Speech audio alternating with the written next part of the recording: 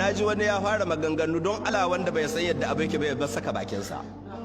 fara magana wai ɗahir rubuce mai fatawa bi a alaka ɗahir rubuce da bin liturji in fashi abin kwarai da shi ɗahir rubucin bai ta yayi ku ce wai fatawa ɗahir rubuce me alaka bin liturji da ɗahir rubuce me alaka ɗahir rubuce da bin liturji ai ko baka son mutum ka yi mishi adalci don haka wannan shirme ne su bin liturji ba 'yan ɗariƙa ba ne abinda suke yi ba ɗariƙar da ta ce a yi shi ɗariƙa ba ta karantar da abinda su bin liturji ke yi ba nisa ya ɗauke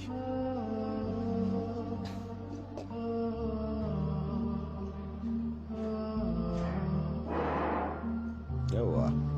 to a jaya waɗanda to yawa kada wannan maulidi da sun kai ruɗe ku wannan yana cikin ajanda don a haddasa rikici a mai da rikicin na addini ba wata ɗariƙa da ta yadda a ta yi a kashe mutane babu libabula ba wata ɗariƙa da ta ce a ta yi a gallaza wa mutane a saci dukiyarsu a saci mutane a kai cikin daji awa mata fyaɗe cikin masallaci ba ɗariƙar ta karantar da wani don haka ba harkar ɗariƙa ba ce suna nan ɓarayinsu abinda suke so a jaye su daga ɓarayi a maishin su masu addini to zo su faɗa mana wani addini ya yadda da abin da suke yi kafin mu ba su tag na addini wani addini ya karanta da abin da suke yi don haka ba masu addini ba ne suna nan barayi kuma 'yan ta'adda ko a yi declaring ɗinsu ko ka a yi declaring ɗinsu sun riga sun yi ta'addanci duk wanda ke iya kama matar mutane ya zo cikin masallaci ya kwana da ita akwai ta'addancin da ya wuce wanga wanda ka zuwa ga subahin bayan Allah musulmi suna sallah cikin masallaci ya bude musu wuta ya kashe rabi ya kwashi rabi ya tahe da su kuma sai an karbo sai an biya kuɗin fansa akwai ta'addancin da ya wuce wannan ka zo makarantar islamiyya yar kanana ko Allah ba su da laifi ga Allah ko ga Allah ba su da laifi yar kanana wayanda ba su balaga ba makarantar islamiyya suna karatun qur'ani ka kwashe yar kanana kai cikin daji da su duk ruwan da an kai bisa ga kanun yaran nan kuma ka ce sai an ba kuɗi ka sake su sai da an ka yanki wani yanki na makarantar ta islamiyya an ka sayar an ka kankamta kuɗi da yan uwa da abokan arziki an kai musu an ka sako yaran waɗannan suna ce mana masu addini ne wallahi addini ko guda ba waɗannan iska ne barayi ne ba wani addini da suke kada wannan ba maulidi bane iya shege ne ana maulidi da dukiyar sata shi manzon Allah zaka zuwa kai murna haihuwa ta dukiyar bayan shi hana sata in dai mabiyin manzon Allah yake to zo mu yanke ma hannu don kayi sata kuma abinda manzon Allah ya karanta a yanke hannun barawo don haka in dai da gaske masoyin manzon Allah yake don haka ku damu da wannan maulidi duk yana cikin agendat son ake yi a rikide su yanzu ya tashi da ta'addanci a komo faɗan addini to mu mun san ba yan ɗariƙa kuke ba duk abinda a ɗariƙa mun san ba a ganin ɗahir rubuci baya gari shi ko ɗahir rubuci zai shiga gaba da sauran shehunan ɗariƙa su aikata to in kana son ka san mi'ar ɗariƙa kalli shehunan ɗariƙa ba su bello turji za ka ɗaukar ɗariƙa gare su ba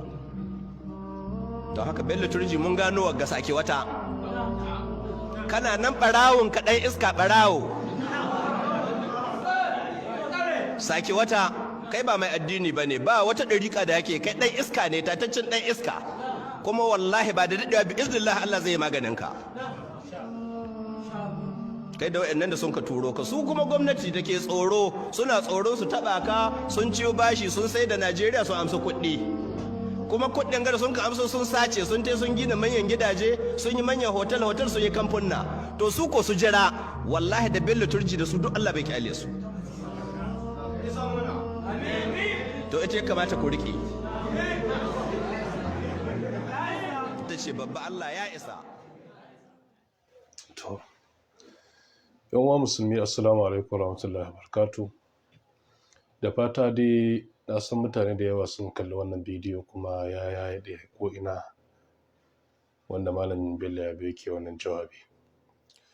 abinda yasa na ɗauko wannan bidiyon nake so ma mutane ƙarin jawabi da kuma jan hankali hawa yau maganar da na faɗa a karatuna da ne ranar juma'a ta'aziyya zuwa ga mutanen Sokoto shine har kullum ya kamata mu rika yi ma juna adalci sannan mu rika cire bambancin aƙida kalmar ƙasa ta kalidanci da ta'assubanci da ƙungiyanci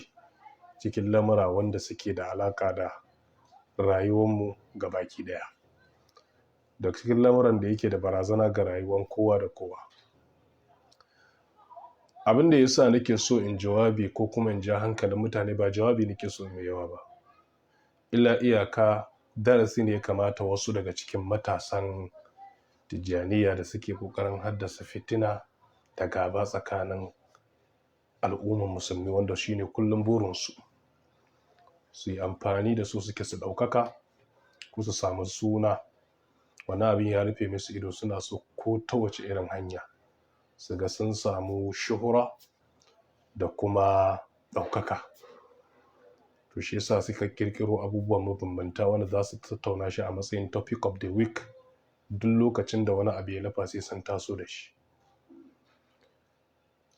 To duk abin da mutum zai yi ya rika duba gobansa. Duk mutanen da kake so ka samu ɗaukaka da su, ko su tallata ka ko a yi ta hayaniya a kanka, da zaran ka mutu fa shikenan, magana ya kare. Wa ma qawmu ludin minkum bi ba'id. Malal Mas'udu Hotoro yanzu har nashi ta kare, kuma ya riga ya tafi, kuma yanzu an buɗe sabon faifai ba tashi ba. So da haka har kullum abin da nake mutane nasiha shine ya zama da cewa duk abin da za ka kai adalci, saboda za a kwantar da kai wata rana a kabari, kuma za a tambaye ka game da abin da ka karantar ko abin da ka yada ko abin da ka farta. So da dama za ka samu wannan bidiyon shine zai bayyana maka manhajin sunna da tafiyar sunna, shine adalci akan kowane irin mutum. Wannan dai maganar da Allah ya gaya mana cewa wala yajrimannakum shan'anu qaumin ala an ta'dilu ala alla ta'dilu. Allah ya ce i'dilu huwa aqrabu littaqwa. Kar kiyayyen wasu ya sa ku ki musu adalci. Allah ya ce ku yi musu adalci, shi ku tsoron Allah. Kowa ya sani yana daga cikin abubuwan da wa'innan mutane suke a kodayaushe shine kokarin alakanta su Malam Ja'far da Albani da Boko Haram. Har yanzu wannan ita ce aqidar su, har gobe abin da suke tafi a kai kenan. Wanda a yanzu mu wannan magana da Bello Yabo yayi magana ce ta gaskiya kuma sansa, kuma wannan ita ce ra'ayina. Maulidin da su ma Bello Turji suka yi, duk da shi Ɗahir Bauchi bai fito ya barranta kansa ba, to ko da bai fito ya barrantar da kansa, mu za mu iya barrantar da shi, saboda mu mun san cewa idan mun yi adalci, wannan raban da Allah yake raba masu adalci zai araba da mu cikinsu. Shi ne kasancewar mutumin nan baya cikin tafiyar Dariqa, kuma Dariqa ba ta karantar da ta'addanci da kuma irin wa'innan abubuwa da suke yi ba. To saboda haka kaga wanda zai kokari ya alakanta wannan da shehi, to akwai bukatar ya lura ya kuma duba ya adalci. Wannan gaskiya ne. Maganar da Malam Bello ya bai, ina goyon bayansa kuma ina bayansa 100%. Jingina malamanmu da suke da Boko Haram da cewa malamanmu su Malam Ja'far su suka assasa Boko Haram, su Malam Albani su suka assasa Boko Haram, wannan ba zai sa kuma mu danganta su ga wasu, ko da wasu sun danganta kansu zuwa ga Dariqa ba. Wannan ba zai sa mu danganta su zuwa ga Dariqa ba, saboda mun karanci Dariqar, muna mu'amala da 'yan Dariqan, muna mu'amala da malamansu, mun san su.